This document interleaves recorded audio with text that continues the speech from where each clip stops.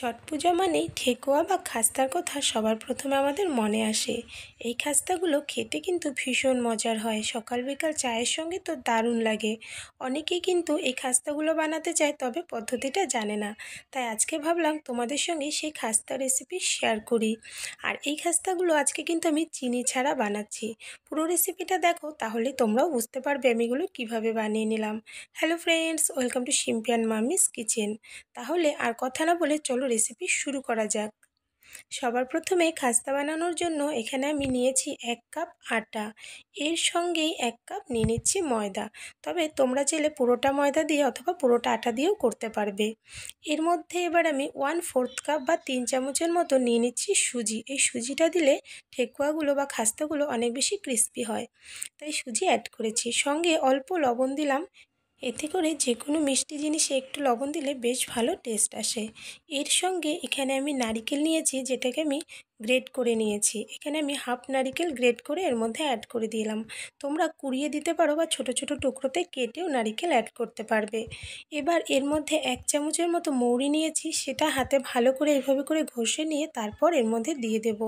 এতে করে এই মৌরির ফ্লেভারটা বেশ সুন্দর বের হবে। এবার সব কিছুকে ভালো করে একটু মিশিয়ে নিচ্ছি, হালকাভাবে একটু মিশিয়ে নিলেই হয়ে যাবে। সব কিছুকে মিশিয়ে নেওয়া দেখো এখানে আমার কিন্তু হয়ে গেছে। এবার এটাকে আমি সাইডে রেখে দিচ্ছি। আর প্রথমেই বলেছি চিনি ছাড়া করব, তবে মিষ্টি জিনিসে মিষ্টি তো দিতেই হবে, তাই আজকে আমি করছি গুড় দিয়ে। এখানে আমি 1 কাপের মতো বা এখানে 200 গ্রামের মতো গুড় আছে। গুড়টা একটা বাটিতে নিয়ে নিলাম, তার মধ্যে হাফ কাপ দিয়ে দিলাম জল। আমি কিন্তু নর্মাল জল অ্যাড করেছি, তোমরা চাইলে হালকা কুসুম গরম জল অ্যাড করতে পারো, এতে করে আরও তাড়াতাড়ি কিন্তু গুড়টা গলে যাবে। এবার একটা চামচ দিয়ে গুড়টাকে ভালো করে একটু ছোট ছোট টুকরোতে ভেঙে নিচ্ছি, এতে করে তাড়াতাড়ি এটা মিশে যাবে। এইভাবে করে ভেঙে নিয়ে এই গুড়টাকে আমি 10 মিনিটের মতো এভাবে ভিজিয়ে রেখে দেবো, তাতে করে কিন্তু খুব সুন্দর গুড়টা গলে যাবে। এবার আবারও আমি সেই ময়দা এবং আটার মিশ্রণটা নিয়ে নিলাম, এর মধ্যে 3 চামচ দিয়ে দিচ্ছি ঘি। তোমরা ঘির পরিবর্তে ডালডা ইউজ করতে পারো, তবে তেল দিয়ে করবে না, সেক্ষেত্রে কিন্তু খাস্তা হবে না, ক্রিস্পি হবে কিন্তু খাস্তা হবে না, খুব ভালো হবে না খাস্তাগুলো। তাই অবশ্যই ঘি বা ডালডা দিয়েই করবে। আর ঘিটা কিন্তু রুম টেম্পারেচারে থাকা ঘি নিয়েছি। 3 চামচ ঘি দিয়ে খুব ভালো করে হাতে এভাবে করে ময়াম দিয়ে নিচ্ছি।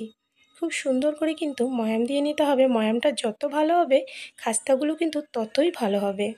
এদিকে দেখো ময়ামটা আমার হয়ে গেছে, দেখেই বুঝতে পারছো মিশ্রণটা একদম ঝুরঝুরে হয়ে গেছে। আর এভাবে যখন হাতে মুঠি করছি তখন কিন্তু বেশ শক্ত একটা মুঠি তৈরি হচ্ছে। যখন এরকম হবে তখনই বুঝতে হবে ময়ামটা কিন্তু দেওয়া হয়ে গেছে। এবার এর মধ্যে কিন্তু আমি জল অ্যাড করব না। আমি যেই গুড়টা রেডি করে রেখেছিলাম সেই গুড়টা দেখো গলে গিয়েছে, হালকা হালকা দানা আছে, সেটা কোনো সমস্যা নেই। এবার গুড়ের মধ্যে কিন্তু বেশ অনেক নোংরা থাকে, তাই গুড়টাকে আমি একটা ছাঁকনি দিয়ে ছেঁকে এর মধ্যে অ্যাড করব। তবে পুরোটা একবারে অ্যাড করব না, এই খাস্তার আটাটা কিন্তু বেশ শক্ত করে মাখতে হয়, তাই এখানে আমি অল্প অল্প করে দেব আর মিশিয়ে নেব। প্রথমে আমি হাফ দিয়ে দিয়েছি, দিয়ে এটাকে একটু ভালো করে মিশিয়ে নিচ্ছি। আর তোমরা অবশ্যই কিন্তু অল্প অল্প করে দিয়ে মিশিয়ে নেবে, একসঙ্গে দিয়ে দিলে বেশি নরম হয়ে যাবে, সেক্ষেত্রে কিন্তু খাস্তাগুলো ভালো হবে না। তাই অল্প অল্প করে দিয়ে দিয়ে মিশিয়ে নেবে। দেখো এখানে আমার বেশ শক্ত আছে, তাই এখানে আমি আরও কিছুটা দিয়ে দিলাম, দিয়ে আবারও মিশিয়ে নিচ্ছি।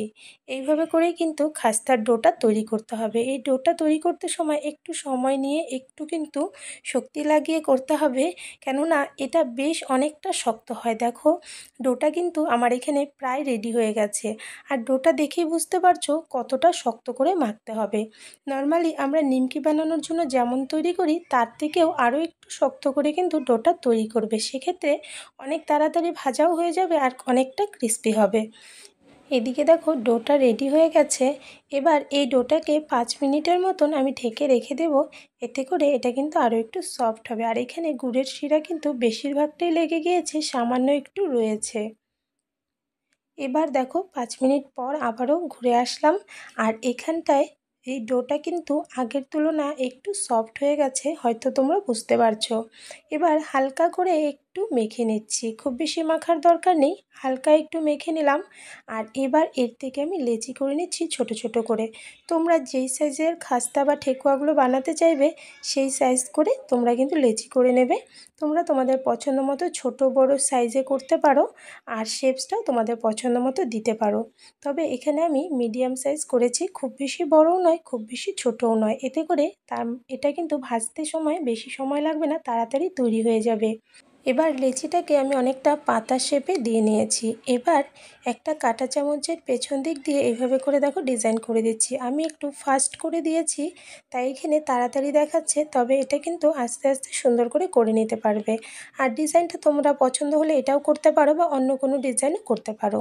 এখানে আমি আরও একটা ডিজাইন দেখিয়ে দিচ্ছি, এটা কিন্তু আরও ইজি। গোল করে হাতে একটু প্রেস করে চ্যাপটা করে নিয়ে এইভাবে কাঁটা চামচ দিয়ে ডিজাইন করতে পারো।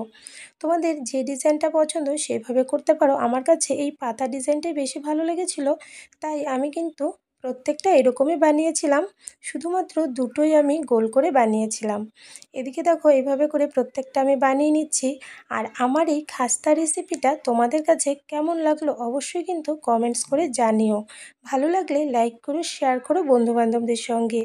এদিকে আমার বেশ কয়েকটা বানিয়ে নেওয়া হয়ে গেছে, আর এদিকে তেল মিডিয়াম আঁচে গরম বসিয়ে দিয়েছিলাম।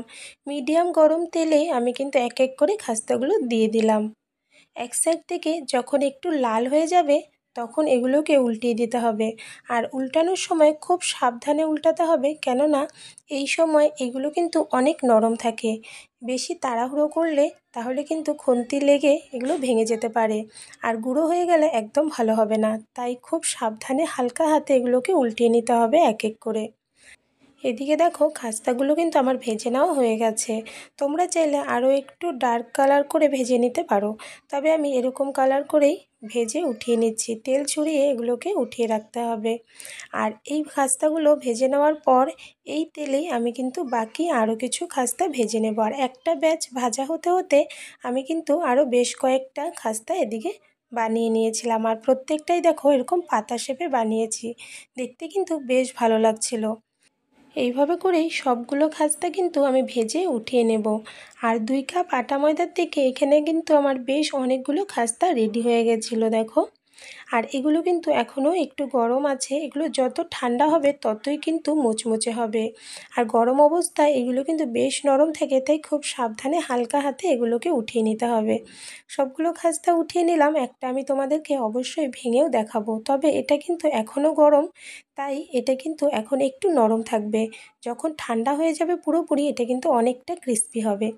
এইভাবে করে এই খাস্তাগুলো একবার অবশ্যই বানিয়ে দেখো, তোমাদের কাছেও কিন্তু অনেক ভালো লাগবে। আর এইরকমই আরও একটা রেসিপি নিয়ে আবারও দেখা হবে। তাহলে আজকের জন্য বাই বাই।